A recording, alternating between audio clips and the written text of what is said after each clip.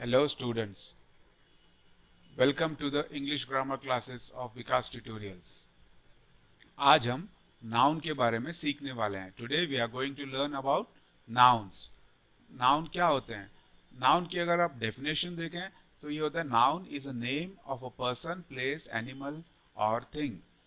Okay? किसी भी person मतलब इंसान, place जगह, animal मतलब जानवर और थिंग या किसी भी वस्तु चीज के बारे का जो नाम होता है उसे हम नाउन कहते हैं. तो बेसिकली हम ये कह सकते हैं कि कोई ऐसी चीज जिसे हम देख सकते हैं या छू सकते हैं या महसूस कर सकते हैं, इस चीज को हम नाउन कहेंगे. मैंने कहा महसूस कर सकते हैं, क्यों कहा? क्योंकि कुछ ऐसी चीजें हैं जो दिखाई नहीं देती फिर भी वो नाउन है. जैसे कि एयर, हवा. हवा हमें दिखाई नहीं देती लेकिन हम हवा को नाउन ही कंसिडर करेंगे. ओके तो ये होगी नाउन की डेफिनेशन. कुछ एग्जांपल्स बताता हूं. Radha is a good girl. यहाँ पे इस सेंटेंस में दो नाउन्स हैं. एक है राधा और दूसरी है गर्ल, क्योंकि राधा एक लड़की का नाम है और गर्ल मतलब लड़की होता है. फिर Anita is playing with her child. Anita अपने बच्चे के साथ खेल रही है. यहाँ पर भी अगेन दो नाउन्स हैं. एक है अनीता और दूसरा child. Tokyo is a big city. इस सेंटेंस में देखिए, Tokyo is a big city. Tokyo एक बड़ा शहर है. टोक्यो एक नाउन है, सिटी एक नाउन है. The sun rises in the east. सूरज कहाँ से उगता है? पूर्व से उगता है, जिसे हम उर्दू में कहते हैं मशरिक से उगता है. तो ये सन यहाँ पर हो गया एक नाउन. अगला है इंडिया इज आवर कंट्री. भारत हमारा देश है. हिंदुस्तान हमारा मुल्क है. ओके तो इंडिया एक नाउन हो गया. दूसरा नाउन है country. The Himalayas are the highest mountains. Himalayas सबसे ऊंची पहाड़ियां हैं. तो यहाँ पर एक हिमालयस जो कि उन पहाड़ियों का नाम है और माउंटेन्स जो हम पहाड़ी को कहते हैं. तो इस तरह होता है नाउन. अगर हम देखें काइंड्स ऑफ नाउन मतलब कितनी तरह के नाउन्स होते हैं, तो यहाँ पर भी again there are four kinds of nouns. चार तरह के नाउन्स होते हैं. फर्स्ट है प्रॉपर नाउन.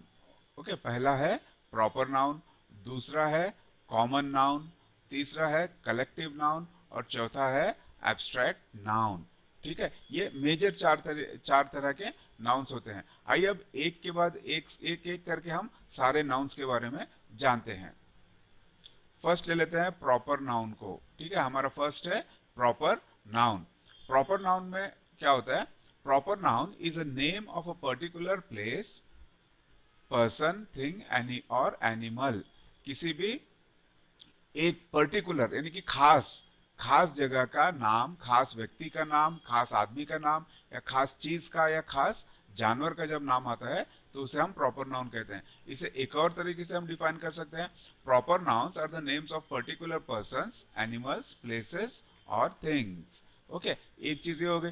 दूसरी, प्रॉपर नाउन्स के बारे में हमें एक चीज जानना बहुत जरूरी है कि सेंटेंस में a proper noun is always written in a capital letter. Okay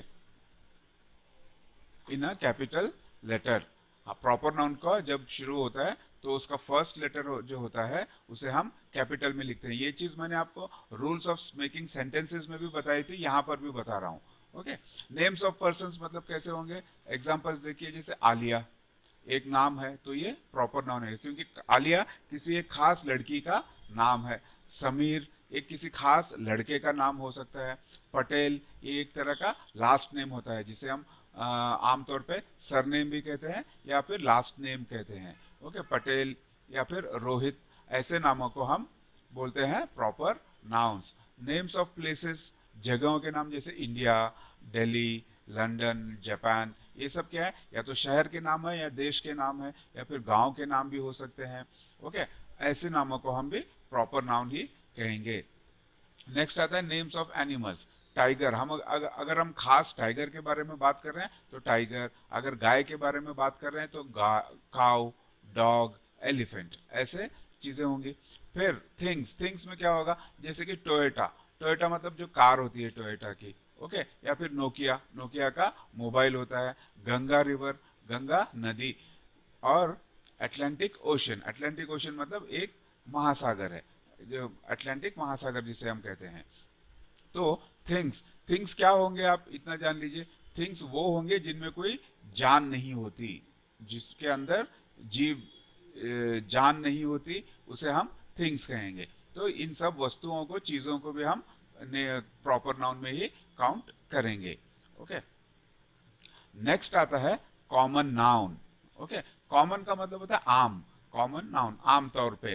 okay, common noun is a word which is common name और word of all the persons, places, things, animals representing the whole class. एक और definition है, common nouns are the names given to every person, place और thing of the same class और kind. तो यहां पर देखिए क्या हो रहा है कि सभी को मिलाकर हम जो बोलते हैं उसे हम कॉमन कहेंगे, जो आम तौर पे लेते हैं। जैसे कि टेबल, एक टेबल है, आम टेबल ही होता है, बॉय लड़का।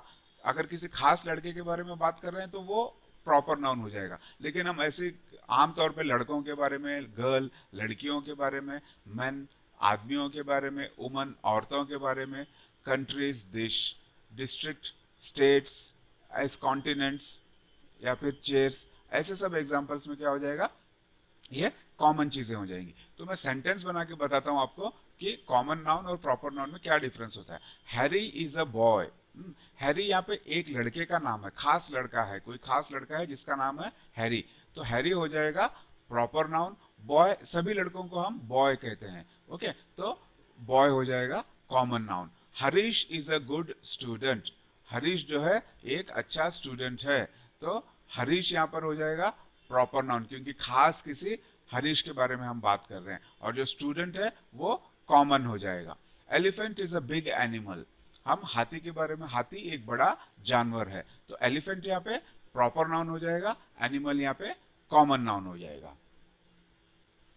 अगला आता है collective noun. Okay, collective noun में क्या होता है, collective noun is a collection of person or thing or animal taken together and spoken as of an a whole, as one whole। मतलब हम क्या कर रहे हैं, कुछ लोगों को, कुछ चीजों को या कुछ जानवरों को, सबको मिला के ले रहे हैं और उनका एक ग्रुप बना रहे हैं, और उस ग्रुप का एक, उस ग्रुप, पूरे ग्रुप को एक नाम दे रहे हैं, तो इसे हम कलेक्टिव नाउन कहेंगे। जैसे कि अगर एक ग्रुप ऑफ बॉयज है, ओके, ग्रुप ऑफ बॉयज है तो हम उसे कहेंगे gang. Okay, a gang of boys. अगर ग्रुप ऑफ व्हीकल्स है, आप रोड पे देखते हो बहुत सारे व्हीकल्स घूम रहे हैं, उसमें साइकिल होंगे, मोटरसाइकिल होंगे, कार होंगे, बस होंगे, ट्रक होंगे, यहाँ तक कि बैलगाड़ी भी हो सकती है। इन सब को मिलाकर हम एक नाम दे देंगे, traffic. Today there is lot of traffic, मतलब आज ट्रैफिक बहुत है, तो इस ट्रैफिक में क्या आ गया, सभी व्हीकल्स आ गए। Group of soldiers, army. Okay, जो हमारे जवान होते हैं सेना में, उन सब जवानों को हम मिला दें तो उनको एक नाम देते हैं आर्मी। जैसे कि बोलेंगे इंडियन आर्मी, ये एक चीज है, एक एंटिटी है। ओके, इसमें बहुत सारे सोल्जर्स आते हैं। ग्रुप ऑफ थिंग्स, अगर कोई चीज है, जैसे मेरे पास चाबियां हैं, 10 चाबियां हैं, 10 चाबी को मैं एक गुच्छा बना लूं, एक ग्रुप बना लूं, तो उसे मैं कहूंगा बंच।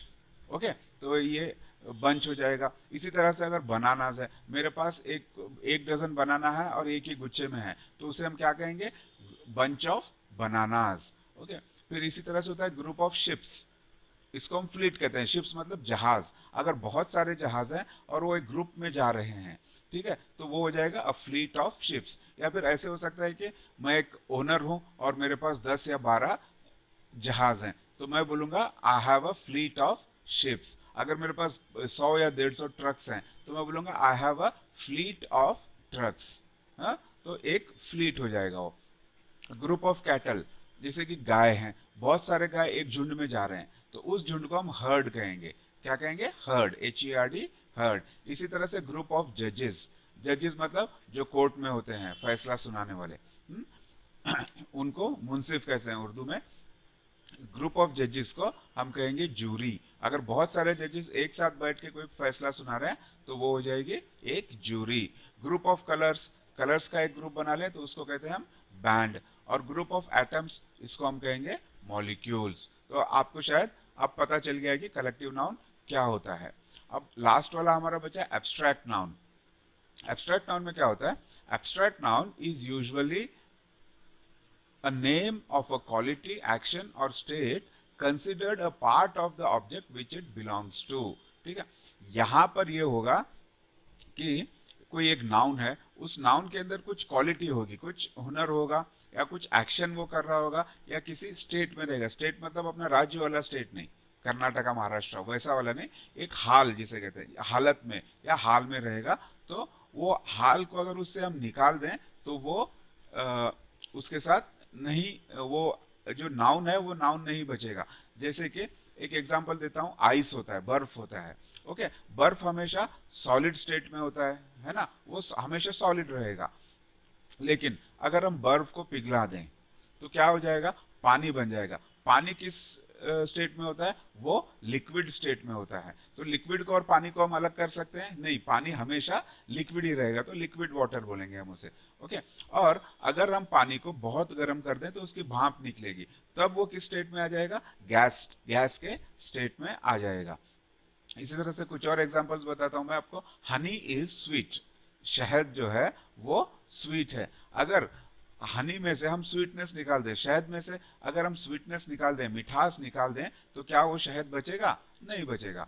ठीक है, और कुछ चीजें होती है जैसे इंसानों के साथ है, उनकी कुछ क्वालिटीज होती हैं। Mahatma Gandhi was an honest man, Mahatma Gandhi एक ईमानदार पुरुष थे। ठीक है, ईमानदार आदमी थे, ईमानदार इंसान थे। तो महात्मा गांधी के अंदर से ऑनेस्टी की क्वालिटी, अगर सबसे बड़ी उनकी क्वालिटी थी सच्चाई की और ऑनेस्टी की, ट्रुथफुलनेस एंड ऑनेस्टी। अगर ये क्वालिटीज हम उनमें से निकाल दें तो शायद वो महात्मा गांधी ना कहलाएं। ठीक है, नेक्स्ट है, he is a wise man. Wise उसे कहते हैं जो जिस जो बहुत समझदार इंसान होता है। Okay, he is a wise man, वो एक समझदार इंसान है। Napoleon was a brave soldier, Napoleon एक बहादुर सिपाही था। नेपोलियन वैसे सिपाही से बढ़कर एक बादशाह भी था, लेकिन बादशाह भी हो जब लड़ रहा है तो वो एक सिपाही की तरह ही लड़ता था। तो एक ब्रेव सोल्जर था, बहुत हिम्मत वाला सोल्जर था, इसीलिए हम उसे ब्रेव कहेंगे। नेपोलियन के अंदर से अगर ब्रेवनेस निकाल दो, उसकी हिम्मत निकाल दो, तो वो शायद सोल्जर ना होता। इसी तरह से कुछ और एब्स्ट्रैक्ट नाउन्स होते हैं जैसे कि infant, childhood, youngster, adult, old age, solid, liquid, semi solid, hot, cold, rich, poor. ये सब चीजें, ये सब जो है ये इनको हम एब्स्ट्रैक्ट नाउन कहते हैं। वैसे ये कभी दिखाई नहीं देती, हम इनको महसूस भी नहीं कर सकते, लेकिन ये सिर्फ नाम होते हैं, नाम के साथ जुड़े होते हैं। तो स्टूडेंट्स, आज की क्लास में आपको मैंने नाउन्स के बारे में बताया। अगर आपको मेरी क्लास अच्छी लगी है तो कमेंट्स में लिख कर बताइए। अपने फ्रेंड्स के साथ भी इस वीडियो को शेयर कीजिए ताकि वो भी इंग्लिश देख सकें और इंग्लिश ग्रामर सीख सकें, अच्छी इंग्लिश बोल सकें। ये आपके बहुत काम आएगी जब आप अपने एग्जाम्स लिख रहे हो, कॉम्पिटिटिव एग्जाम्स में जा रहे हो, या कहीं आउट ऑफ कंट्री बाहर देश जा रहे हो, तब भी इंग्लिश की आपको बहुत ज़रूरत पड़ सकती है। इंग्लिश सीखते रहिए, मेरे वीडियोस देखते रहिए। अगले वीडियो में मैं आपको प्रोनाउंस के बारे में बताऊंगा। Thank you.